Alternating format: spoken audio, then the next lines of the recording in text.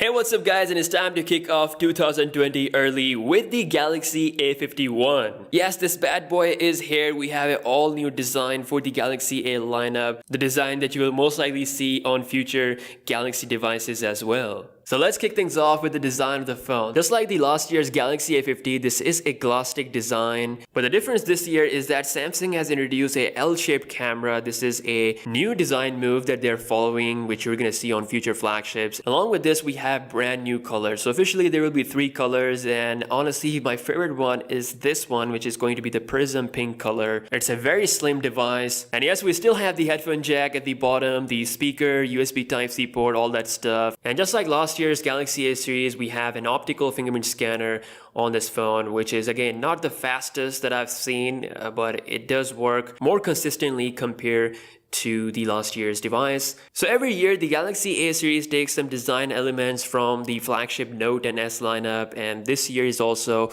no exception. Samsung has officially killed the Bixby key even on the mid-range devices. So the left side of the phone is completely buttonless. Towards the right we have the power and volume keys, and perhaps the biggest eye-catching thing about the new Galaxy A51 is its infinity punch hole display, which is now towards the middle, just like the Galaxy Note 10 Plus. It's rocking a 6.5-inch 1080p Super AMOLED panel, which is looking really good. The colors are nice. Obviously Samsung, as you guys know, is the best in the game when it comes to the displays. And of course this is a flat display, so no edging whatsoever. A lot of people like to have a flat display, and I think this phone will make them really happy. Now this is the first phone from Samsung that is coming out of the box running Android 10.0 based on One UI 2.0. I actually did a full review of this UI, everything that is new, pretty much whatever you're getting on the flagship lineup with the software, it's present on this phone as well. One UI 2.0 is probably my favorite Android skin out there because it is specially designed for large screen devices. It allows you to use the phone with one hand without the need of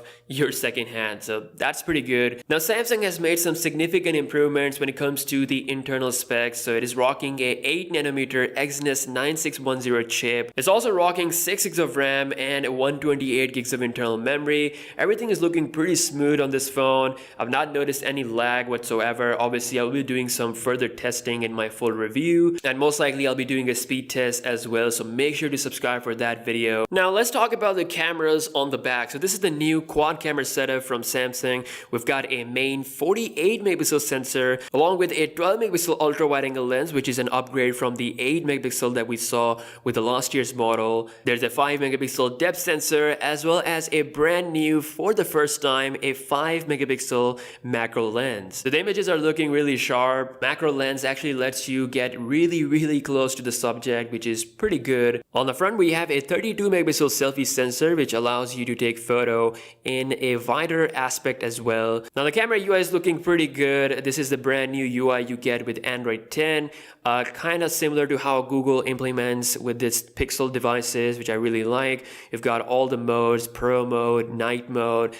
super slow-mo video. Now in addition to the back camera 4K video, you can also shoot 4K videos with the front camera, which is really good. On the main camera screen you can switch between wide and ultra wide angle lenses, and if you want to access the macro lens you have to go to the More tab, and this is where you tap here, and then it shows you that you have to hold the camera 3 to 5 centimeters away from the subject, and honestly lets you get really close to that, which is pretty good. Now one of the absolute best thing about the A51 is going to be its battery. It's rocking a 4000 mAh cell, which is one of the biggest on Samsung devices, and it should be able to get this device through a day without any issue. Now one thing I wish is the 25 watts of fast charging, but it only supports up to 15 watts, which means it will be able to charge up to 100% in about 1 hour and 20 minutes, 1 hour 15 minutes. So overall the Galaxy A51 is looking like a complete packaged mid-range device with some really good specs. Obviously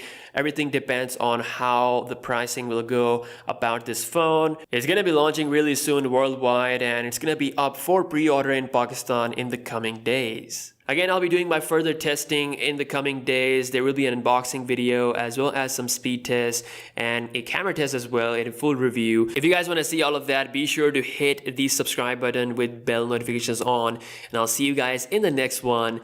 Peace out.